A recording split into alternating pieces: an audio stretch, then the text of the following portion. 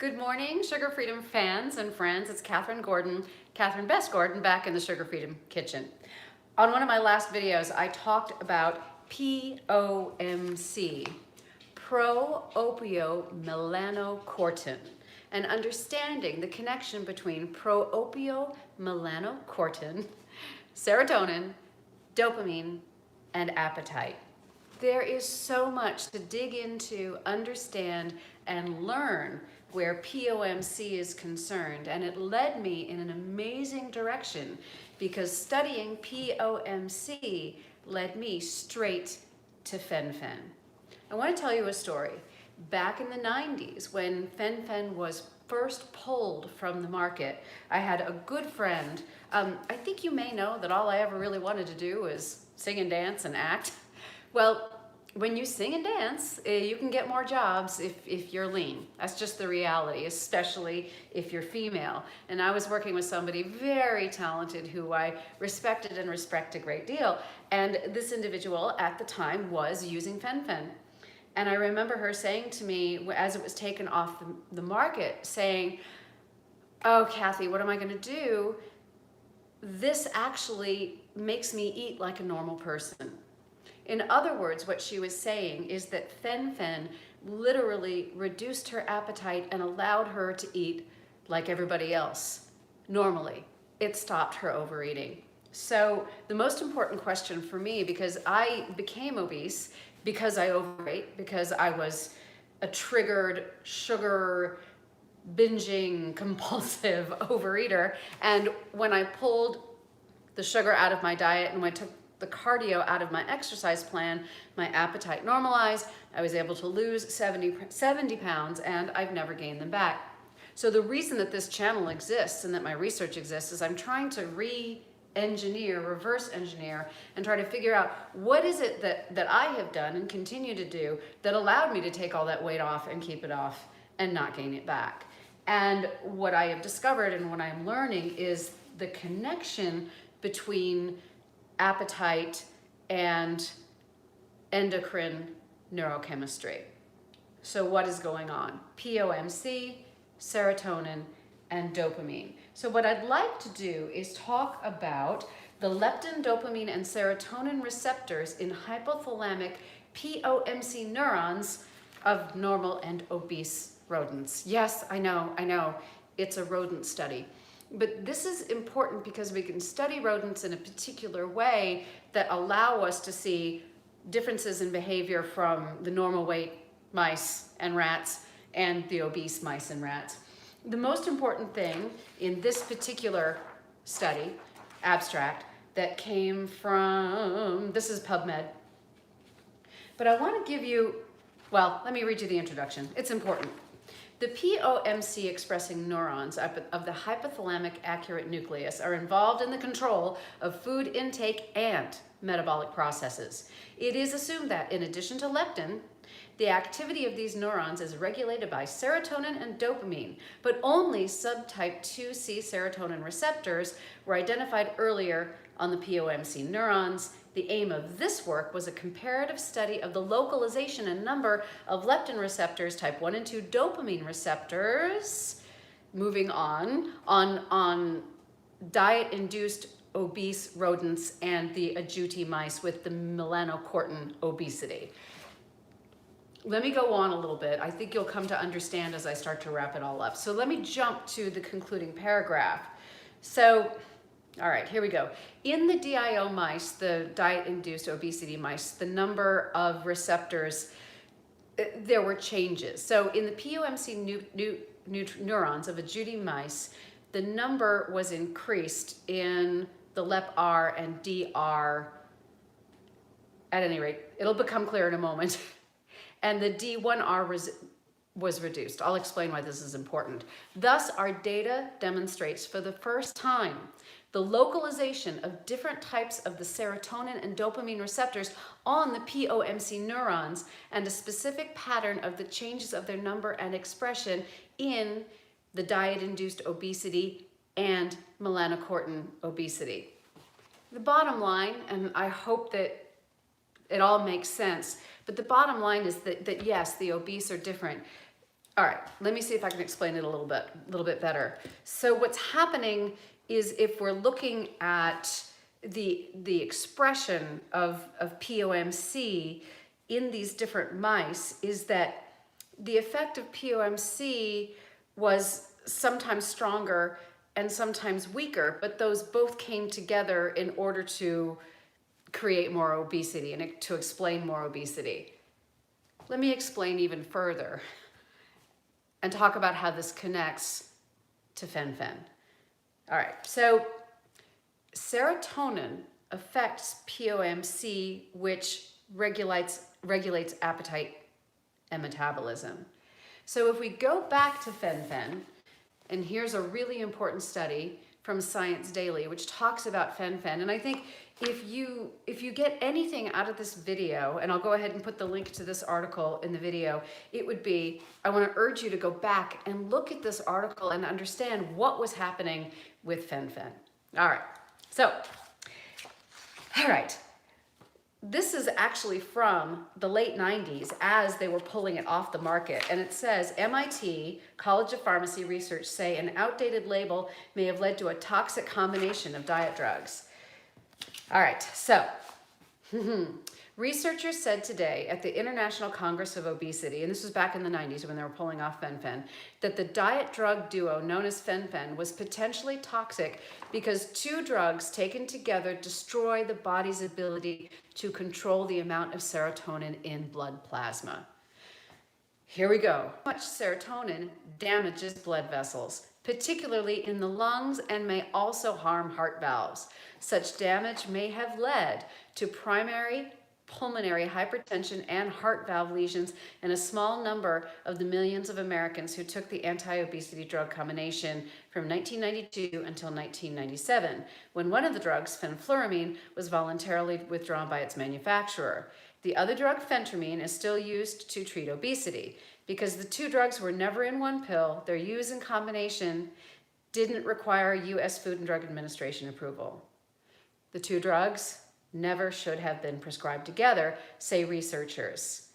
So what happened was, the most important thing in terms of obesity and appetite was that the two drugs working together, they dealt with serotonin in such a way that they dramatically increased serotonin in the bloodstream, which dramatically reduced appetite. If you talk to people like I did, and if you go back and look at research and interviews with people who took Fen-Phen, the thing that you see is that they just weren't hungry. And because they just weren't hungry, they lost weight and they were so happy. But the problem is the reason they weren't hungry is that there was so much serotonin in the bloodstream, and too much serotonin damages blood vessels, particularly in the lungs, and may also harm heart valves. So there it is, and there it was. So the problem was that when you took these two drugs together, and I assume that what happened is they were studied separately, but they weren't studied together. When you put them both together, boy, you sure do flood those tissues with serotonin,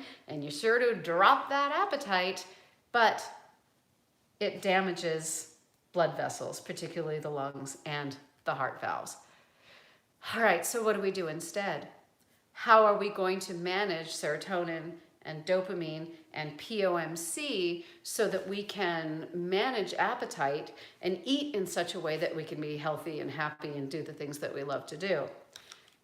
All right, let's manage serotonin naturally, shall we? So we're going to move into a different article that talks about increasing serotonin naturally 4 ways. Way number 1, positive mood inductions. And these can include either activity or psychotherapy. So the idea of positive mood inductions, and I hope it doesn't sound simplistic, but it is doing activities that you enjoy. One of the problems, if you're dealing with, even moderate and minor depression, is that you can stop doing the things that you love. But if you understand that positive mood inductions, whether through talk therapy or whether taking walks, playing with animals, practicing things that you enjoy. For me, that would be singing and dancing and playing the ukulele, gardening, growing flowers, doing videos with you. That if you understand that if you can get yourself to do those things that you enjoy, there will be a positive cycle. So you're going to be increasing serotonin, and you've heard of a vicious cycle. Well, this is a miraculous cycle in that as you do the things that you enjoy, the enjoyment increases serotonin, and then you do more things that you enjoy, and then it increases serotonin. So you get on this wonder wheel that helps to give you a better life. And one of the things that's interesting is psychotherapy is one of the things that you can get on, that can help you get on that happy wheel, is that a licensed psychotherapist, what they can do is they can do these positive mood inductions with you, the positive talk therapy, teaching you strategies in order to create positive mood induction. And then the positive mood increases serotonin. And not to belabor the point, but you get what I'm saying, is that the better you feel, the better you feel, the better you feel. All right, so that's number one. Number two, bright light. And a lot of people are extremely skeptical of this technique. I have a light box right over there. I've shown it in videos before. They actually don't sell this model anymore, so I'm not going to show it again. But they do have them on Amazon. And I go ahead and when I do my writing and I jot down my notes, I go ahead and I sit in front of that thing for 30 minutes. And one of the great things is it does also get me to focus on doing my writing, which is really important. So another positive aspect. Bright light. One of the theories is that, you know, when we were agrarian and hunter-gatherers, we were outside all the time, and that we were, even in the winter time, because we were outside, we were getting more sunshine all the time. And now we're indoors, and so we've got to find a way to get that sunshine back. And of course, if you can actually get out into the sunshine and the air and do some gardening, even if it's just, you know, a pot on your balcony or something, get your hands in the dirt, that this can be incredibly positive. So positive mind inductions, bright light. And another one is exercise. And pretty amazing, studying self-selected intensity exercise in obese mice. They did an experiment with mice where they deliberately overfed them, like, you know, a high-fat, high-sugar, a weight gain food, right? And the mice that they fed, that they were deliberately trying to make fat, if they gave them access to a running wheel, self-selected intensity, that they did not obviously gain as much weight as the rats that were on the, you know, fat-inducing chow and who didn't exercise. But once again, self-selected. This is really important. When I was obese and when I was struggling with overweight and obesity, there were a number of years where I was still obese and I was doing about 12 hours of cardio a week. Didn't really enjoy it, but I figured that that was the price I had to pay. That was what I had to do in order to overcome obesity. Didn't work at all. As a matter of fact, you know, it gave me the loose arms, gave me the wrinkled neck, oh, whatever. But it just increased my appetite. I was hungrier, I was more injured, I was unhappy, and it wasn't working. And it was when I started getting rid of all the stuff that I hated, endurance cardio, and I replaced it with weightlifting, interval training, and the dance that I love. Everything changed. My appetite changed, and that was what opened the door to overcoming obesity. You may have heard from a lot of people that overcoming obesity is 80% food. And I agree, that's probably true. But for me, it was the change in the way I exercise that made it possible for me to eat less. And it may have had to do with what exercise was doing to my serotonin. Now, finally, and that's not in this article, this goes back to a video I did some time ago, and what I'll do is at the end, I'll link, you know, that'll be the video that links to at the end of this, was also an understanding of how sugar and how diet affects the production of serotonin and dopamine. I believe that too much sugar causes insulin resistance, and that the insulin resistance is interfering with the body's ability to recognize and react to hormones like serotonin. Well, excuse me, I don't know that they're all hormones. Some of them are neurotransmitters. I don't want to get this wrong, but how the body reacts to serotonin, dopamine, leptin, ghrelin, all of those other, what do we call them? I think I'll call them, well, endocrine factors. That's what I'll call them for today. And then finally, what I want to leave you with was a couple of videos ago talking about insulin and leptin, and how as we pull out the excess carbohydrates and we pull out the sugar, as we go into ketosis, it is actually the drop in leptin that allows nutritional ketosis to come on and beta hydroxybutyrate, how it makes that shift possible to happen. So you can definitely see and understand why I like to do these rehearsals first, especially when I'm working with technical terms and science. I really like to do these rehearsals, figure out where I'm going with my video, go back, reshoot and recut and understand it better.